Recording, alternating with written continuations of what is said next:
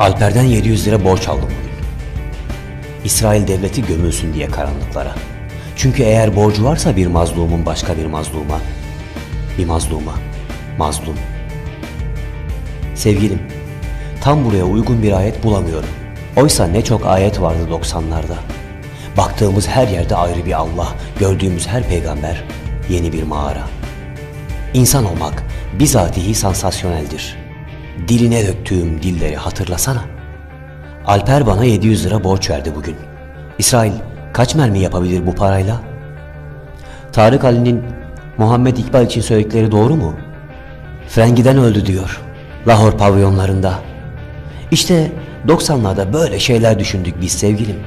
Düşündük şiir yazınca temizlenir ülkemiz. Şimdi İkbal cennette, Tarık Ali İngiliz. Merminin de biliyorsun bini bir para. Ve diyelim ki Hümeyni'yi de seviyorum Jack Daniel'da.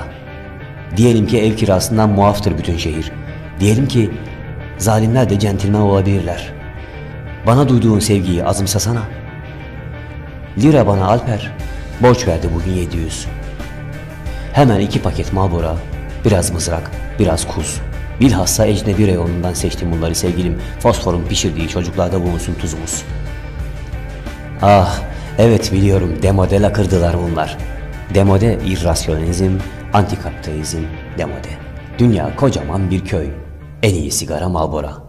Araplar arkadan vururlar, meşru bir ülke İsrail.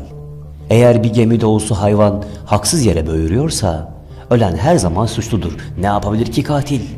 Biliyorsun zalimin dediği olur Orta Doğu'da. Dur küfretme. Zalimler de Allah'a dahil. Söylemiş miydim Alper'in bana borç verdiğini? Mızrak aldım. Çok arabesk, fazla anakronik. Kuz desen alnım açık, dolaşmam kuytularda. Belki de lirayı kapar kapmaz 700, yüzümü dönmeliydim olduğu gibi batıya. Bir bakmışım karşıdan Tarık Ali geliyor. Hey bayım, şu var ya, şu koca London Bridge. 90'larda espriler hep böyleydi sevgilim. Çok açık, göstermeci, nobran, edepsiz ve hiç. 90'larda zalimler biraz racon bilirdi. Karıları, çocukları, köpekleri olurdu. Yalnız kalan bir zalim Allah'ı düşünürdü. Dur gevşeme, zulüm Allah'tan hariç.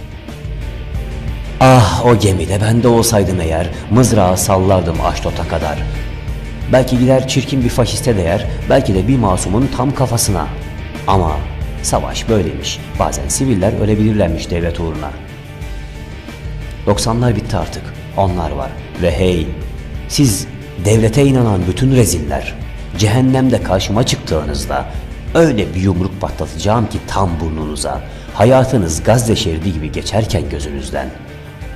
Anlayacaksınız Allah ne demek, ahlak ne demek ve rüya. Bu sözlerimi cennet ehline aynen ilet sevgilim. Devletin bekasının da Allah belasını versin, Marlboro'nun da. Senin de sevgilim, senin de.